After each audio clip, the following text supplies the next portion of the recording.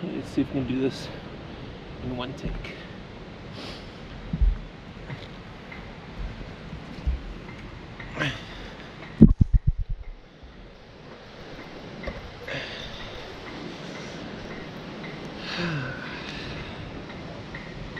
Friends and family. Here I sit on the rooftop of my residential building at Dharma Shringa, which is in Kathmandu, Nepal, on the 10th day. Oh my goodness, it sounds so good to say that. Which is also the meta day, the final day of the 10-day Vipassana course, which is my second sitting. First one was in South Africa, and now a year later, I can't believe I did it again. This one is also very, very tough, but so rewarding. I feel like I'm beaming again, with pure joy, pure happiness, harmony, peace. The eradication of suffering looks like something, and it's something that was taught to us now as this path of Dharma, as an art of living. Non-sectarian, non-religious, not dogmatic, but just experience through observation. Observation of breath and observation of sensation. Through these three main techniques, which I'm going to try and explain to you because I want to really share it with you for some people that might help some people also eradicate some suffering in your life. And it's essentially Sila, Samadi and Pranja, which I'm going to go into it a little bit. Essentially, Sila is the more gross level, then you get the more subtle level, and then you get the even subtler level. So the subtle levels is the inside, looking inside. The Sila levels, you have the 5 Silas, which is essentially how it will almost help you govern your actions and your words. There are 5 Silas. It is, you will not kill. So even if there's a mosquito in your room, you have to usher it out. You will not steal anything, which is pretty straightforward. Don't take anything that's not yours. You will not tell a lie, which they achieve by just having a noble silence, which we've just broken noble silence now, or they've just relieved us of our noble silence so we can talk again. I'm so happy to talk again. You will not have sexual misconduct, which they have by separating the men and the women completely. So actually after this video I'm going to go downstairs and we're allowed to talk to the girls. And then the last one is no consumption of anything intoxicating, so no alcohol, no smoking anything. So they use this as the foundation, let's say, of a pyramid. They use it as the foundation to have clear thought and to get into very deep levels of meditation. They want you to observe these 5 Silas. They say you can't have deep meditation and chittering and chattering. They don't work together. You have to have the silence. So I've just spent 10 days in silence, although my roommate and I did chat a little bit every now and then. I got a really cool roommate, Paul, from Amsterdam, or from Netherlands. I don't know if he's from Amsterdam or not. Legend, really nice guy. So with the foundation and building on this foundation to get to the more subtle parts of the mind, the gross level you have is practicing these 5 Silas, which we do when we get here. They tell you about the 5 Silas and they say, please can you just observe these 5 Silas.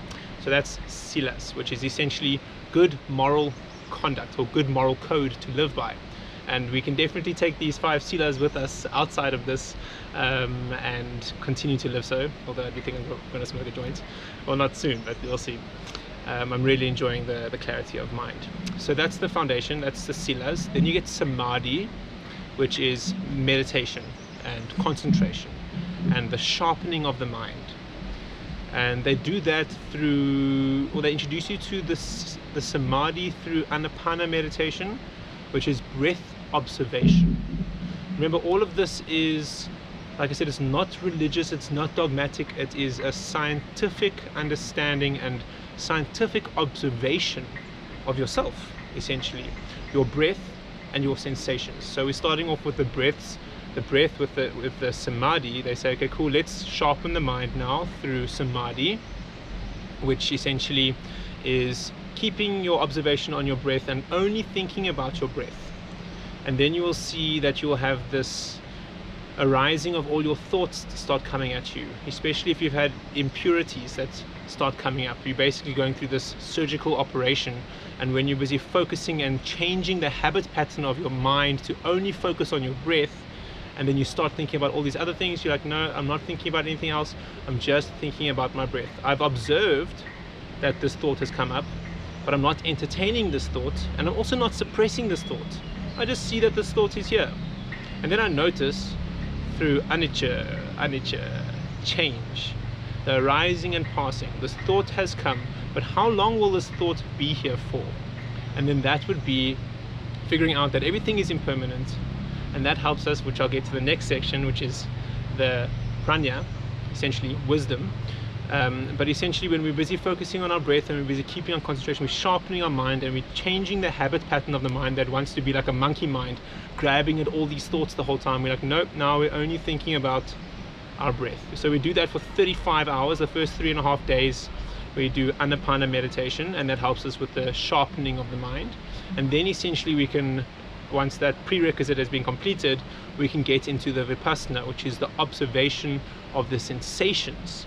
So the Anapana is the observation of the breath, and then the pranja, which is essentially getting to wisdom, is figuring out that you have these sensations that are also arising and passing, and the sensations are the result of our thoughts. So essentially we're busy studying the link between our mind and matter, our thoughts and our feelings. So when we're busy thinking about how are we feeling when we're thinking about these things, say now we have a feeling of anger, or a feeling of ill will towards someone, often our breath will change. We'll start breathing a lot more or differently, and then we will have some sort of biochemical change within our body will happen. We will literally have a biochemical reaction in our body when we entertain these thoughts of anger for a long time. And that is where suffering comes in, and that is how suffering comes in. And with this path of Dharma, which is essentially art of living, is to eradicate suffering, or let's say on the more positive side, to live with pure peace, pure harmony, and pure happiness. So this is showing us how to get there, is by observation and realizing. So now in this next step of pranja is the wisdom. The wisdom comes through realizing that everything is impermanent, there is change in everything, this too shall pass, as we all know these things, and knowing that how long will this element of whatever I'm experiencing happen? How long will this be here for? You know, and realizing that it's not going to be here forever, and I get to actually choose and control how long I'm going to think about these things. So with the wisdom of knowing that everything is changing, we must have an approach of an equanimity, which is a balanced approach, to be equanimous in our way that we're thinking, and this will help us get a more pure mind and essentially be happier, essentially be more harmonious, and essentially be more peaceful, and essentially then eradicate suffering from our lives, because we are in control of ourselves. We might think that someone has done something to us and now we're going to get angry and no, they did this to me. We are the ones that are in control of how we think all the time. Fortunately, my mom raised me with, you determine your happiness. You're in 100% control of what you think and how long you think that for. So if we are approaching life with an equanimous, balanced approach, we know that these thoughts that are coming, this thing that has happened to me, how long will this be here for? It's not going to be here forever, and that gives us relief in knowing that, okay, cool, it's arising, how long is it going to be here for? It's going to pass away eventually. So with that all together allows us to get to this more subtle part of our life, essentially, because remember, gross level is the Sila, then you get Samadi, which is a little bit more subtler because it's thought, and then on top of that you have wisdom in your thoughts, so it's even more subtle. So when we sit and observe for a long time with lots of patience, lots of persistence, and lots of practice, we start seeing, okay, cool, I now know that these things aren't permanent and I can be in control of these things. and I can essentially control the level of suffering in my life and hopefully eradicate that suffering and walk a path of Dharma, which is an art of living, which essentially is pure peace, pure harmony, and pure happiness. So I'm very, very thankful that I'm at the end of this 10-day course, this beautiful metta day that just finished teaching us metta meditation, which is essentially sharing love and sharing compassion, because that is what we should be bringing to this world, and not suffering, because when we're suffering, we're bringing suffering into this world, and the people around us are going to be suffering as well. So that's why we hopefully should be living a life of peace, harmony, and happiness. That's why on all the signs they say be happy, be happy, be happy, so that we can be bringing this into the world. So that's just a rough explanation, a quick explanation of this pyramid that not pyramid, but essentially just Sila, Samadi and Pranja. I'm going to share a link in my bio to the day 8 discourse, which is what we watched 2 nights ago, where Goenka goes for about an hour. He talks about all of the stuff from beginning to the end, and in a very, very beautiful way and a very, very understandable way. So I hope some of you can get some wisdom from this and take something from this. I'm really, really happy to teach this to some people. If you're wanting to learn more about it, please message me and I'll get into contact with you, and we can maybe sit on a session or 2 and see how we can live a life of more peace, more happiness, and more harmony. So sending a lot of love to you all, especially to my family. I missed you so much. This has been a long 10 days. They literally make minutes feel like hours. I feel like I've been here for 10 weeks, not 10 days. But I'm very, very thankful that I stayed here until then. Day 4 was excruciatingly painful for me and really difficult. I was thinking about tapping out. I'm like, no, I've decided I'm going to be here till the end. I'm going to stay until the end, which is thoughts that I also had in the previous one. I'm like, no, I have to stay until the end, So I'm really happy that I pushed through until the end. We have one more day here, essentially until the end of tonight, and tomorrow morning we leave. And then tomorrow morning we actually get our cell phone back and my laptop. I managed to get my bag and my possessions back today, which had my GoPro, so I thought I would just quickly come upstairs. I don't think I'm allowed to be on this rooftop here, but I wanted to quickly come and get this cool view. There's the pagoda over there, which underneath it they have cells, and then I'll quickly show you guys a nice little view of Kathmandu.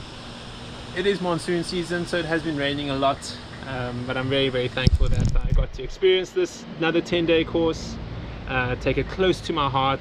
I'm feeling very happy, very peaceful, very harmonious, and just thankful that I had the opportunity to sit for the 10 days, and also met some really, really cool people. I haven't been managing to talk to them a lot. I'm going to go talk to some of them now and just share in the love and happiness. As I say out in these regions, namaste, sending lots of love to you all, and I'll be in contact. Darkness because of the past karmas. At times the life will be full of brightness because of the past karmas, but we are the master of the present karma.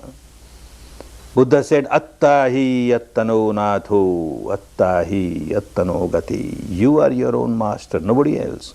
And you are the master of your future, nobody else. At least whatever happened in the past, but now you should not generate a single sankhara which will bring misery for you.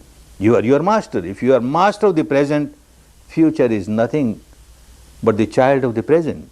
You be master of the present and see that your present is full of Dhamma, future will automatically be full of happiness. No darkness will be there for future. Develop this mastery of the present moment, and this is Vipassana. Be master of the present moment. At this moment, I am my own master. I won't plant any seed of misery. I won't plant any seed of darkness, only seed of brightness, seed of happiness, good for me and good for others. See that you practice it properly, the results are bound to come. Good results are bound to come. Understand the technique properly. The one day that you have to work seriously, take out as much defilements as you can and get established in the technique. You have to be aware of the sensations and equanimous with the sensation. Rest, leave to Dhamma. The results are bound to be good. Aware of sensation, equanimous to sensation. Aware of sensation, equanimous to sensation. Keep growing in Dhamma. Keep growing in Dhamma. Dhamma is so great, so wonderful.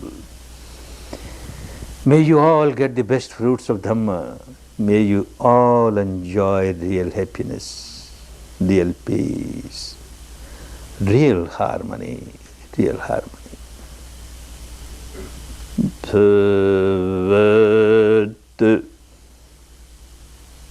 Sarva Mangalam Bhavatu